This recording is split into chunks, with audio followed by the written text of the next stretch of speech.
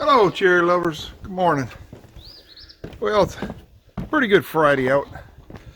We had a chance of frost last night, believe it or not, but we're getting ready to head back to our other home downstate, and just thought I'd give you a little once around while we go home. We won't be back up till Friday, so stick around and I'll tell you what's going on out here. Pretty day though.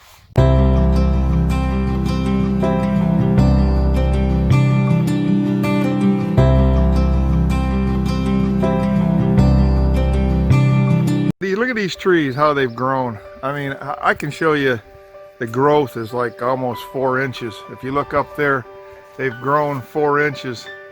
And to show you, those are just starting to bud out and get the leaves on.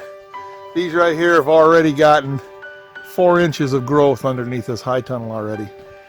That's the part that's amazing. These things they're growing.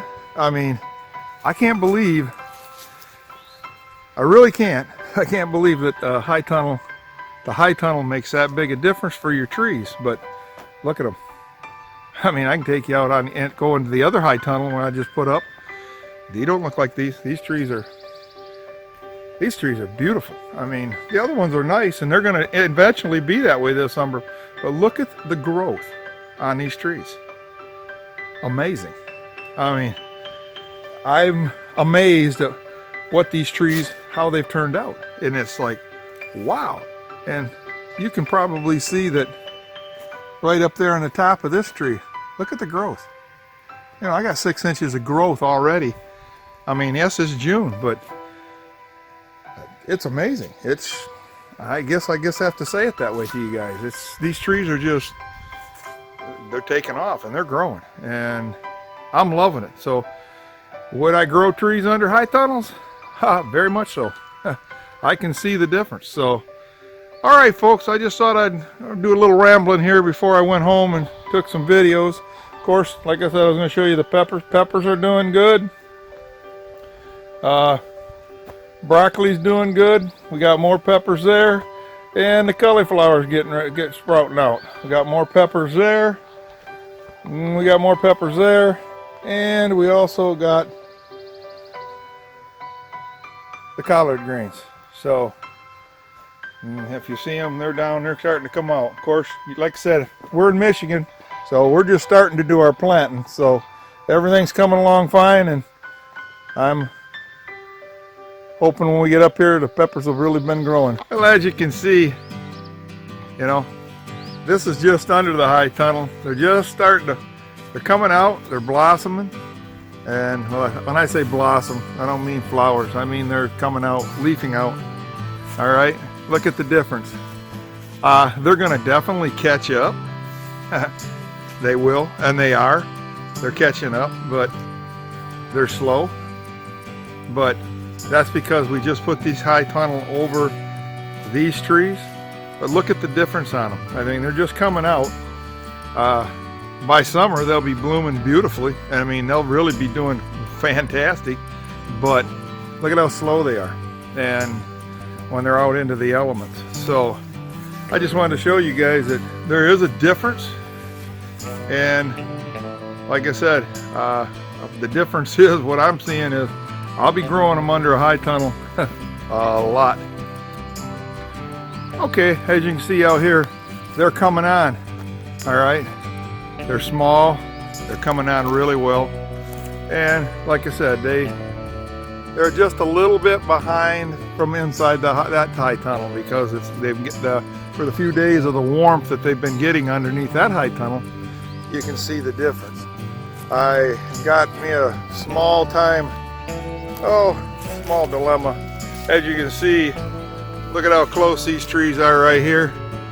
Got a feeling that I lost 4 or 5 trees over the winter out here.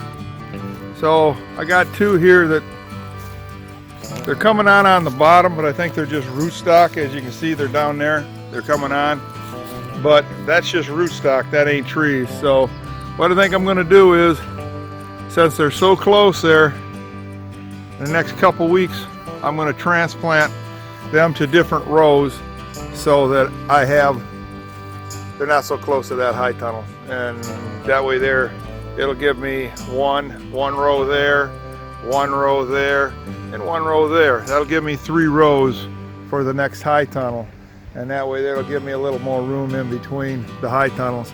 Like I said, when I planted these trees, at that point when I planted the trees out here in the rows, the way I planted them in rows, I had no idea I was going to get high tunnels, all right, and grow them that way. So that's why, if I would have known that I was going to get high tunnels and grow my fruit underneath of it, I would have already spaced them out the right way and had enough room. So that's the reason why they're so close, and that's the reason why I've done what I've done when I put the high tunnels underneath. But they're coming along real good. Everything's coming along, growing. So let's take you out there real quick before I got to hit the road and head back home from the farm. So I'm going to take you out and show you the apples.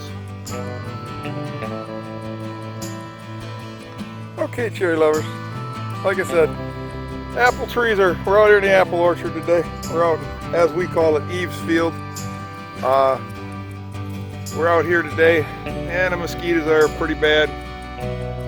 But here's the apple trees. They seem to be doing really, really good. They've come on fine. They're getting the moisture you need. Definitely we're getting the moisture for them. But they're finally getting enough heat to where they can branch out and grow. And they really look nice. They've all budded out good. We got leaves. Because we cleared the forest here, we got little trees that are trying to grow, which next time I come up, I'm going to take my tractor and we're going to take care of that. But trees are doing excellent. Yeah, really doing good. I mean, I'm very pleased with the way the orchard's growing out here. Like I said, we got the trees early and they were bare rootstock.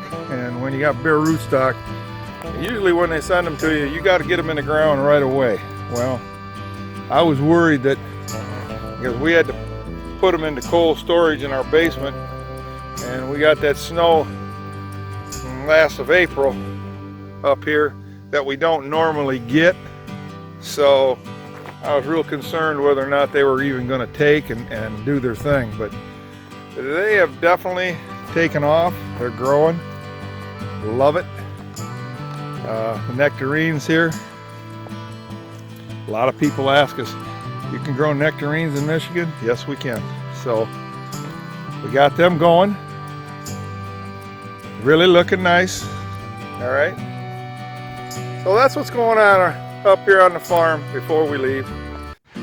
Hello, cherry lovers.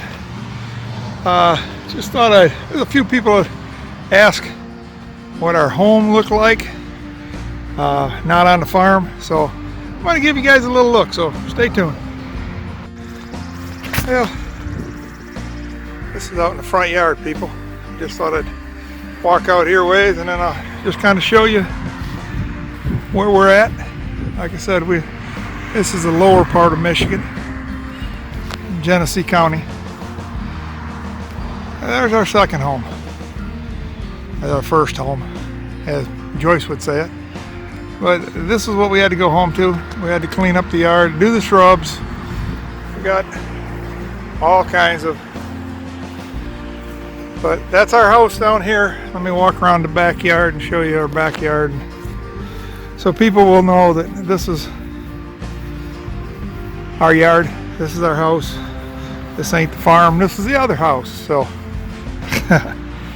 but we've been out here working all day, getting the yard cleaned up, getting everything ready as we're going back up Friday. So we gotta get this house cleaned up. We got to keep both of them in order. Can't let them go to heck. So anyways, and this is our backyard. I trimmed up all the shrubs and we got everything trimmed up back here. This is our backyard. So that's the house. Just thought I'd give you a quick tidbit and show you that this is our backyard. And like I said, this is This is the house. When we talk about the house down home, this is what we're talking about. So, all right, cherry lovers, I just thought I'd give you an update and show you what's going on. Bye now.